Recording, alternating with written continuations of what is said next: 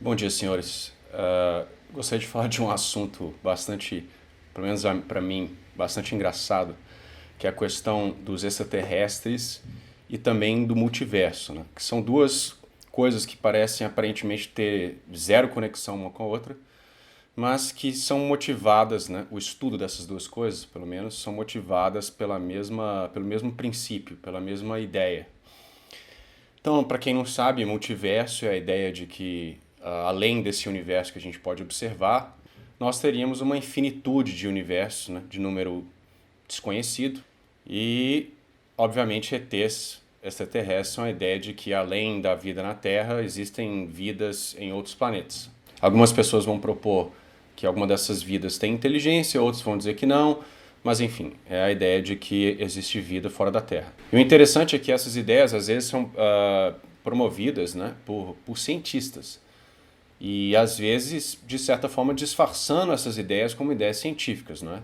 Por exemplo, você tem um ramo dentro da biologia que chama astrobiologia, que se diz estudar os seres fora da Terra. O mais engraçado é que até onde a gente saiba, não existe seres vivos fora da Terra. Então você tem toda uma disciplina que estuda algo que não existe, né? Seria como ter uma disciplina de Papai Noel, né?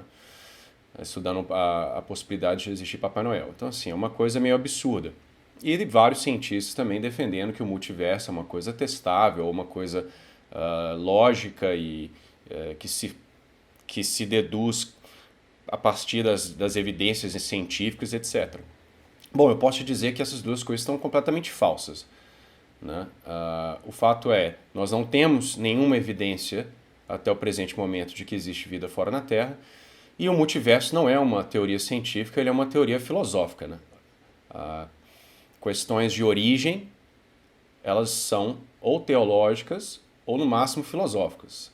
Não tem como você provar o multiverso. Né? Isso aí são posições filosóficas normalmente motivadas por uma certa ideologia. Então, o que que faz vários cientistas, que deveriam ser as pessoas mais brilhantes do planeta, estudarem, buscarem ativamente encontrar ETs e promulgarem essas teorias de multiverso, etc. Ao ponto de que milhares e milhares, por exemplo, de dólares são investidos pela NASA para se tentar encontrar ETs fora da Terra. Você tinha Carl Sagan, por exemplo, que era um ateu físico que fazia programas de TV para pessoas leigas, ele falava de ET, e o pessoal manda mensagem, manda onda de, sei lá, onda de rádio para fora da Terra para ver se recebe alguma coisa de volta, manda papelzinho para o espaço, tentando encontrar ET, ver se estabelece algum tipo de comunicação. O que que leva essas mentes brilhantes, aparentemente brilhantes pelo menos, a acreditarem em coisas tão bizarras assim, né? Ou ao menos investirem uma quantidade de dinheiro para coisas tão inexatas. Bom, eu proponho que a razão principal por trás dessas duas crenças, tanto na vida fora da Terra como no multiverso, elas têm o seu cerne num certo desespero de pessoas que são materialistas e ateias, ou seja, pessoas que acreditam que tanto a vida como o universo surgiram por processos puramente naturais, sem qualquer intervenção divina. E por que eu digo isso? Porque essas pessoas, conscientemente ou inconscientemente, elas reconhecem que as probabilidades do acaso gerarem tanto o universo como nós o vemos atualmente, um universo que tem todas as leis da física completamente em sintonia para permitir que haja vida e para que haja ordem. Porque se você mover minimamente as constantes das leis da física, por mais que sejam 10 casas atrás da vírgula, você colapsaria o universo inteiro. E esse universo é o que eles chamam de ajuste fino. Ele parece estar ele parece ter sido criado para suportar a vida em um determinado ponto do planeta, não é? Se a água não existisse ou não congelasse nessa ou naquela temperatura, a vida seria impossível. Se a Terra tivesse alguns metros para frente ou quilômetros para frente, a vida seria impossível, etc, etc. Então, há um reconhecimento de que a Terra, as leis do universo, a posição da Terra, a existência desse universo com essas leis tão corretamente ajustadas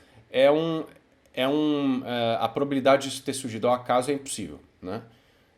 É completamente estatisticamente impossível. E a questão da vida é o mesmo problema. Isso eu posso te dizer, os biólogos, os químicos, eles não fazem a menor ideia de como a vida surgiu. Tem um biólogo famosíssimo, chama Eugene Konin, que fez uns cálculos muito conservadores e chegou a probabilidade de que para a vida ter surgido por processos naturais, de reações químicas, etc., de forma a formar uma primeira célula simples, seria 1 elevado a 1080 e cacetada, que é mais do que o número de átomos no universo, assim, várias e várias vezes mais. Então, essa pessoa, por exemplo, o Eugene, como ele reconhece que é impossível que a vida tenha surgido simplesmente ao acaso por processos naturais, ao invés de concluir o óbvio, que a vida não surgiu por causa do ao acaso, ele então propõe, a partir disso, que devem haver milhares e milhares de universos com várias leis diferentes e que o nosso, por sorte, é um dos universos, se não o único, que tem leis que permitem o surgimento da vida. Né? Ou seja, ele não resolve o problema da origem da vida, ele joga o problema da origem da vida para o acaso de novo, mas agora tentando justificar, dizendo que agora, uma vez que a probabilidade pode ser multiplicada por esse número de universo, então a chance aumenta. O que também é uma completa besteira, porque existem coisas a respeito da vida que não tem nada a ver com probabilidade. Né? A vida, como eu falei no vídeo do aborto, a vida ela tem propriedades que não se encontram na matéria inorgânica. Porque causas não podem gerar um efeito maior do que elas. Né? Então, uma combinação de causas cegas não pode gerar um ser que é um agente, que tem um fim, que tem um metabolismo, que toda a essência daquele ser está voltada para a sua própria existência, para a sua própria reprodução, etc. Então o problema não é estatístico. E ainda que fosse, você simplesmente postular do nada uma infinitude de universos, isso não é uma sacada científica, você está fazendo uma péssima filosofia, você tem mais fé do que qualquer cristão que acredita na origem da vida através de Deus. Não é? A questão do ET é a mesma coisa. Uma vez de que essa probabilidade é tão baixa, o desespero leva essas pessoas a querer mostrar que não, talvez a probabilidade não seja assim tão baixa. E como nós vamos mostrar isso? Bom, se a gente encontrar a vida em vários e vários planetas, inclusive próximos aqui da Terra, isso mostraria que a vida não é algo assim tão difícil de fazer. Né? Que é uma coisa até muito provável. E é por isso que há o desespero de se tentar encontrar a vida. Então veja que o ajuste fino do universo, essa clara impressão que nós temos que todo o universo ele é projetado, que ele é bem feito, que ele é o processo de algo extremamente inteligente, as pessoas ateias, com a ideologia materialista, elas não têm esse acesso a esse Deus nas hipóteses e teorias deles, então eles têm que arrumar uma forma de explicar isso daí. E a forma com que eles explicam são com teorias imbecis, sem suporte nenhum, mas que tentam escapar desses problemas probabilísticos, metafísicos que nós estamos discutindo. Então me surpreende ver, né, esses ditos gênios mandando um papelzinho para o espaço tentando se comunicar com ET. Ou escrevendo um artigo dizendo que, bom, já que a vida é muito difícil de ter surgido, deve existir vários universos e ponto. Que uma coisa dessa é aceita na comunidade científica e discutida com seriedade entre os cientistas, mostra como que o materialismo e o ateísmo ele está infectando a ciência moderna. Não é?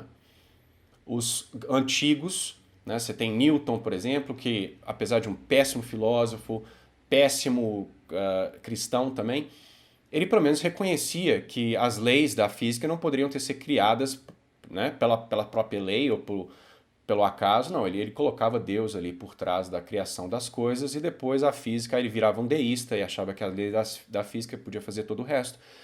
Mas ao longo da história nunca houve um problema de conciliar o fato que podemos fazer ciência, que a natureza tem uma certa autonomia, mas que Deus criou este universo, criou a vida e que essas coisas são compatíveis. Inclusive permite que nós estudemos esse mundo porque é um mundo que tem ordem, Porque lembre-se bem que o ateísmo não espera necessariamente que haja ordem no universo.